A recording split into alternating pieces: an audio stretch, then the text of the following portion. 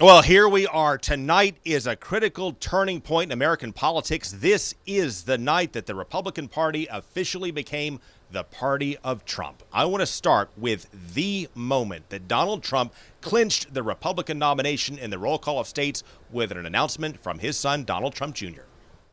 And it is my honor to be able to throw Donald Trump over the top in the delegate count tonight with 89 delegates. And Donald Trump won by defying the odds and breaking conventional wisdom as it relates to politics time and time again. And he also is breaking tradition time and time again this week. The nominee typically only speaks the last night of the convention. Well, Donald Trump spoke on the first night in person. Then he addressed the audience delegates once again tonight, this time by video from New York. Here's what Donald Trump had to say. This is going to be a leadership, by the way, that puts the American people first. We're going to bring back our jobs.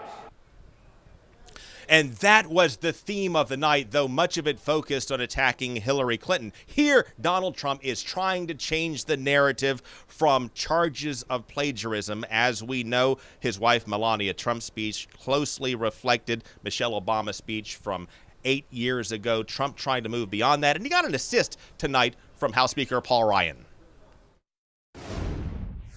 Fellow Republicans, what we have begun here, let's see this thing through.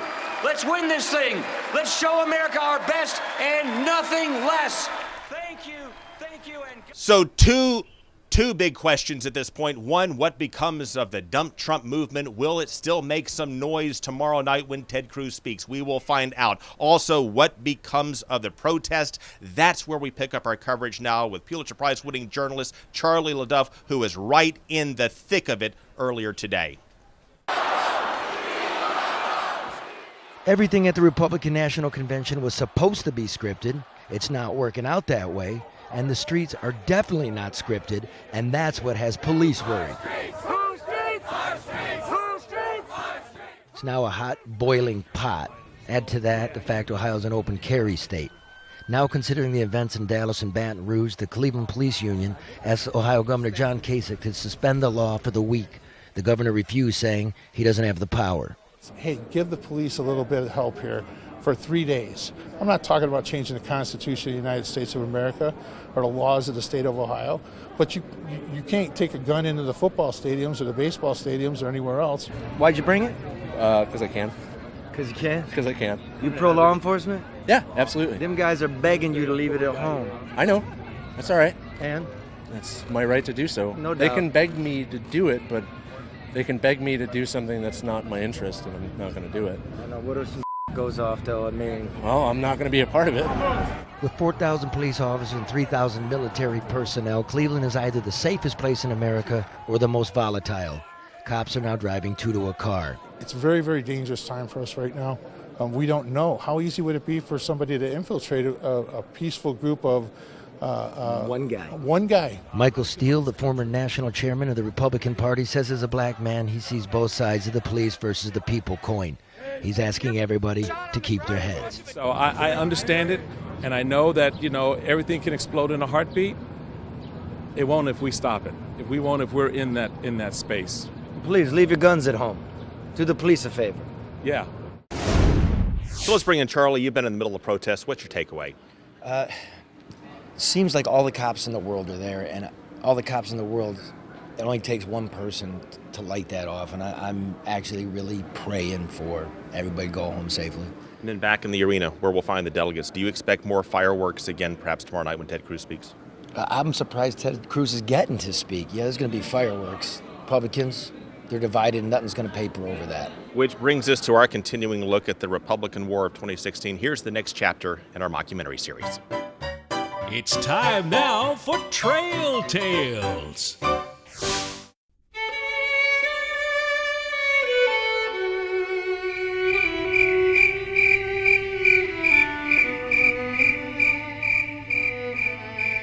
To the Republican elite, one man was poisoned, the other more like a bullet to the head. Again, it's like being shot or poisoned. What does it really matter? But as the war dragged on and General Trump battered the resistance, The Republican elite decided to drink the poison. What turns you on about Cruz? That he's not Trump. You might find an antidote to poisoning. I don't know, but maybe there's time. Time was running out as General Trump conquered states to the north and south. The wall that pitted brother against brother was winding down. General Trump took over the Twitter lines and used it to feed his war machine. Prior to the Great Republican War, Twitter was a novelty. Trump used it as a great weapon of war. To the Republican elite, he was a clown or an angry old crank. Grrr, just angry all the time. Folks, Donald Trump is not a serious person. This is a carnival act. But the brash general's colorful observations captivated a people tired of politics as usual. Trump has never seen a thin person drinking Diet Coke? He must be smart because he says his IQ is the highest. For he extends best wishes to all, even the haters and losers. His vast communication network overwhelmed the establishment that was still using flip phones from a bygone era. He used it to transport his agenda and activate his troops on a moment's notice to repel the resistance. I heard Lion Ted was going to be here. Lion. Once again, Lion Ted! General Cruz was overwhelmed. America is a better country without you. Thank you for those kind sentiments. Trump's army ambushed his regiment and taunted him by calling him a fish monster. You look like a fish monster, and you're a terrible person! Surrounded by hecklers, Cruz's regiment braced for a final stand in Indiana. General Trump set course for Appomattox Courthouse and prepared his terms for surrender. I hope it doesn't involve violence, and I don't think it will. But I will say this. It's a rigged system. It's a crooked system. Oh, how I wish our future leader would stop calling our own system rigged and crooked. I haven't slept in a year. General Reince Priebus.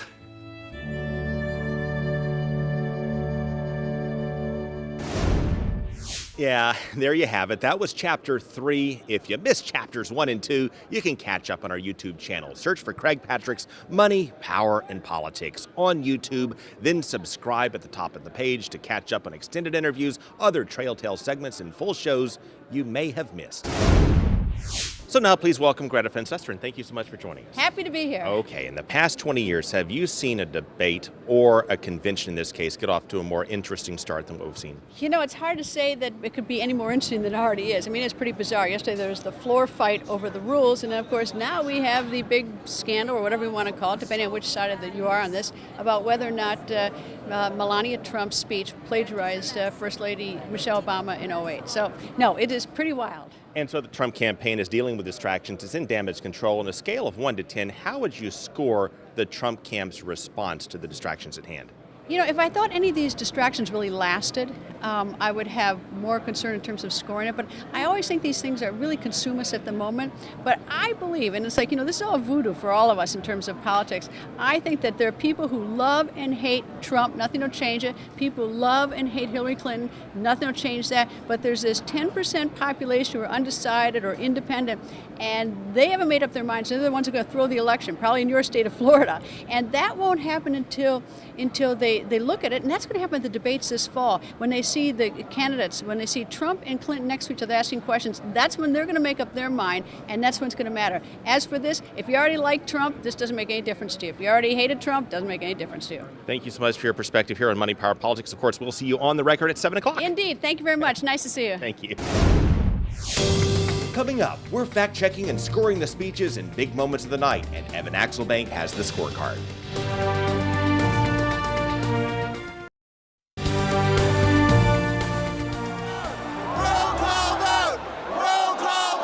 Well, the Republican convention started with shouting on the convention floor among the delegates, and earlier we showed you our mockumentary series to try to look at how historians might explain this crazy year to our kids. And now we want to show you how kids today are perceiving what's playing out right here in Tampa Bay. And with that, Charley Belcher picks it up. Well, Craig, everybody's fishing for votes, and they've been fishing for votes throughout the primary, and the real fishing season is about to begin. So we thought we would talk to some people that know all about fishing, some fine anglers from the Lakeland Junior Bassmasters about this whole convention thing and what they think. Have you heard of, when I say Republican National Convention, have you heard of that at all? Yeah, Yeah, okay, right? Have you heard of that? I guess. You guess you've heard of it. Who is the Republican running for president? I have no idea. No. Yeah, who's running for president? Do you know? If I told you his name was Donald Trump, have you heard of that guy? Yeah. Yeah, okay. Donald Trump and Hillary Clinton. That is absolutely correct. What do you think happens there? What are they doing this week? I don't know. Guess what? You're not alone. Half the people watching don't know either, yet we all keep talking about it like everybody knows what's going on. Do you know what they're doing at these conventions? Discussing and debating and whatnot, I think. Yeah. No, you're right. You're right. What do you think they're doing at that convention? Working? Working? We would hope so, wouldn't we? Do you know what they're doing at this convention? Stuff. Yes! Yes! They are doing stuff. You ever hear anybody arguing about politics? All the time. Really? Who do you hear arguing about politics? All these adults. A lot of just negative stuff about the other parties and all that jazz, I guess. Yeah, jazz is a good, thank you for saying jazz. Jazz is a good way to say it. What's a Republican? Do you know? No. Yeah, what's a Democrat? Do you know? Yeah, I was really hoping you could help me out on that one. Now, granted, they're all between the ages of 8 and 18, so they can't even vote in this election, but it doesn't mean they don't know what's going on, right? No, I don't know. How many times have you voted in a presidential election? 0. 0. Next year, you will be eligible to register to vote. Do you think you will? Will you register to vote? Yeah, for sure. Are you looking forward to casting your first vote in a big election? Yeah, a little bit. When you turn 18, will you vote? I don't know. Yeah, you got a long time to think about it, but I would encourage you to do so. Now, are you glad you're missing this election, or would you like to cast a vote in this election? I don't think it would really matter. Will you be watching any of the Republican National Convention? No, I'll be fishing. Will you watch any of these conventions? Nope. What do you think when you see all these commercials on TV about politics? It's dumb. It's a waste of commercials. Do you think we're going to have a good president? I don't know. Yeah, me either at this point. Bobby Jr., well done. There you go. I'm fishing for good interviews. He's fishing for bass. And our politicians, well, they're just fishing for those votes. Craig? Okay, Charlie, thank you very much. We also have been focusing on the speeches. Evan Axelbank has the scorecard. The focus of this night's lineup has been making America work again. Evan, how do you think and how well did the Trump camp make that case? Well, they hardly made that case, and I think that's because they may have a challenge in making that case, at least on a broad level, and based on what we saw tonight, they believe that the election can be won more by bashing Hillary Clinton as opposed to talking about the economy. And here's why. The Dow Jones Industrial Average hit a record high today. Also, unemployment. It's half of what it was in 2009. Jobs have gone up every month for 5 years, and GDP has gone up 8 quarters in a row. It's tougher to make an economic case against the administration, against the party, with those numbers being what they are. So speakers focused on Hillary Clinton's credibility, on national security. They raised Benghazi and also her use of a private email server for classified material. They also fired on about the Supreme Court, her stance on gun rights, and their talking point that she believes there are rules for her and then rules for everyone else in America. The Bill Clinton campaign slogan, you may remember if you're old enough, from 1992, it's the economy, stupid. That does not seem to apply to the GOP this time around.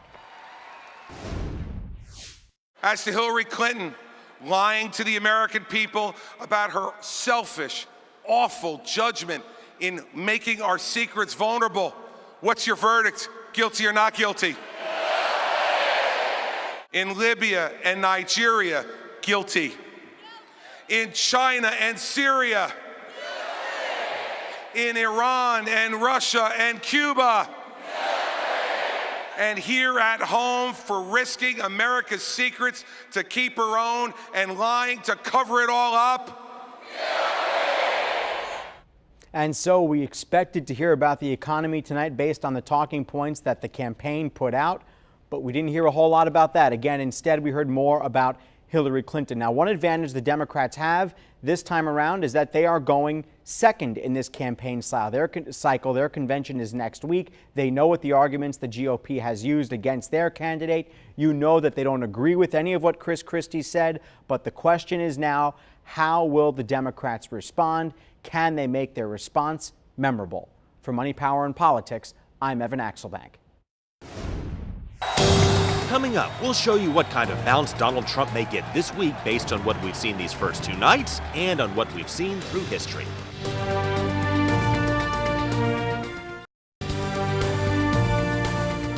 Well, the Republican convention certainly got off to an awkward start. First, you have delegates shouting back and forth on the convention floor, the anti-Trump movement a long way from finished.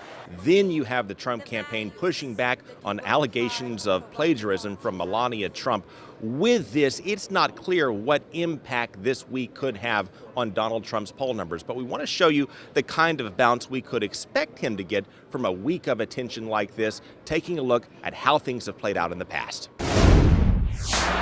Party squabbling can also suppress the bounce. Both parties want to avoid any kind of rift like the Goldwater-Rockefeller feud of 1964. Nelson Rockefeller took on conservative delegates instead of the Democrats. These extremists feed on fear, hate, and terror. Bill Clinton raised the bar for his party in 1992. His conventions were focused and slick, and they effectively defined the nominee in personal terms. I was born in a little town called Hope, Arkansas. Both parties now place tremendous emphasis on unity and imagery and stagecraft. In 92, Bill Clinton shot up 16 points after his convention, but we've not seen that kind of movement in either convention in the past 8 years. John McCain got a 6-point bump in 2008, and Obama gained 4 points, and in 2012, Obama gained 3 points, and Mitt Romney gained nothing. In fact, he appeared to have lost a point after his convention in Tampa. I'm not going to shut up. It's my turn. So anyway. Romney and Obama got little or no bounce after their conventions, partly because one convention started right after the other. Their speeches and arguments blended together into one 2-week block, and it created a bit of a wash in the polls. And this year, the conventions are going back-to-back yet again. Coming up, predictions for tomorrow and how the key moments tonight could swing the polls.